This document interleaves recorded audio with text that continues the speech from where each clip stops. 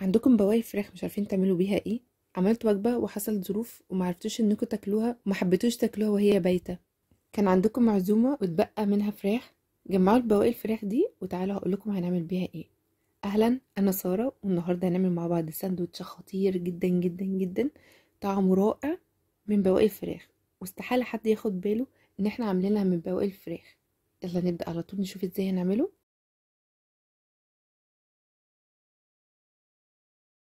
محتاجين دبس رمان ورشستر صوص، بصل ومقطعين شرايح رفيعة، وسكر.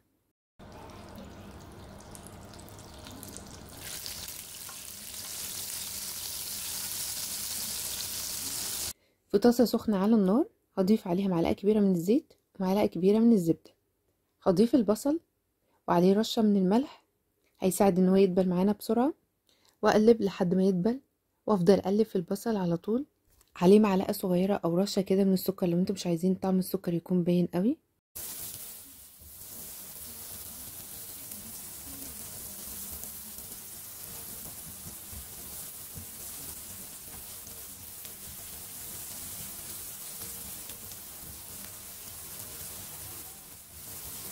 اهم نقطة هنا واللي هتاخد بس معانا وقت شوية، نفضل نقلب في البصل باستمرار لحد ما يكرمل معانا ويبقى معانا بالشكل ده. بعد ما نوصل للشكل ده هنضيف الورشستر صوص ودبس الرمان ونقلب مرة 2 3 وكده خلاص خلصنا.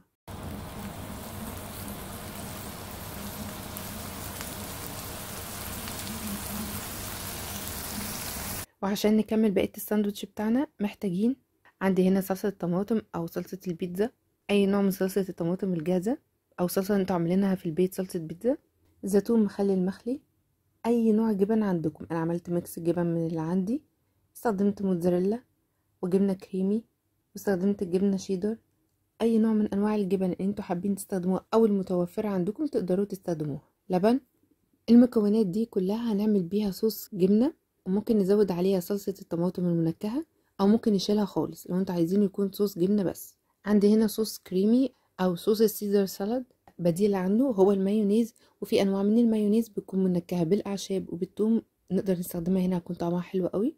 كاتشب، ماسترد، باربيكيو صوص بس ليه طعم كده تويست حلو قوي، مدخن كده بالثوم طعمه حلو قوي، وصوص تاني معمول من الثوم فهيكون بديل عنه المايونيز لو احنا استخدمناه بالثوم. مشروم. في طبق او بولة كبيرة هنبدأ نضيف معلقة كبيرة من صوص الجارليك، معلقة كبيرة من الباربيكيو صوص، ومعلقة كبيرة من الكاتشب، معلقة كبيرة من المايونيز، معلقة كبيرة من الماسترد. الصوصات دي كلها اكيد نقدر نبدل منهم حاجة مش حابينها او مش متوفرة عندنا. هضيف معلقة من صوص الجبنة، ويفضل لو هي ماسكة نفسها شوية ان احنا نسيحها شوية على النار عشان لما نقلب كل حاجة مع بعضها كل حاجة تتجانس. بعد ما قلبت كل حاجة مع بعضها هجيب الفراخ، بواقي الفراخ اللي كانت عندي، واحاول كده افصصها شوية او اقطعها كده قطع صغيرة، هضيفها هنا مع الصوص، واقلب كل حاجة مع بعضها، واضيف عليها كمان مشروم مقطعه مكعبات. هضيف على الخليط البصل المكرمل،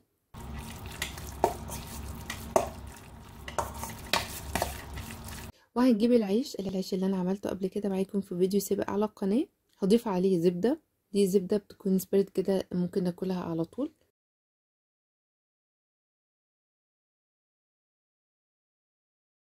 هضيف شرايح من الجبنة على الناحية التانية اللي انا مضيفتش عليها زبدة. هضيف خليط الفراخ الخطير اللي احنا عملناه،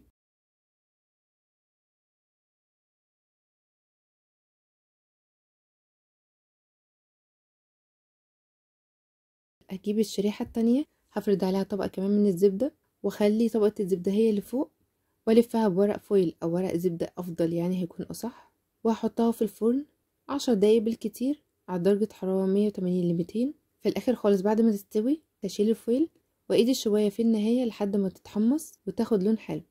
افتكرت ان انا ما ضفتش جبنة على الوش، اكيد الساندوتش ده محتاج جبنة كمان زيادة، فزودت جبنة وبعد كده قفلتها تاني. ممكن حتى كمان ما استناش ان انا اجمع يكون فراخ باقيه عندي، انا ممكن اعمل فراخ تكون مشويه او فراخ حتى مسلوقه كده وانسرها كده واعمل بيه وصفه النهارده. دي كانت حاجات موجوده عندي، حبيت اعمل الميكس ده كله وطلع الصراحه في النهايه طعمه حلو قوي. اكيد لو مش متوفر عندكم حاجة او اتنين او تلاتة من اللي انا استخدمتها تقدروا تشيلوها خالص او تبدلوها بحاجات تانية متوفرة عندكم. كده وصلنا لنهاية الفيديو، يا رب تكونوا استفدتوا، يا رب يكون عجبكم. اقابلكم ان شاء الله بفيديوهات وصفات مختلفة، والسلام عليكم.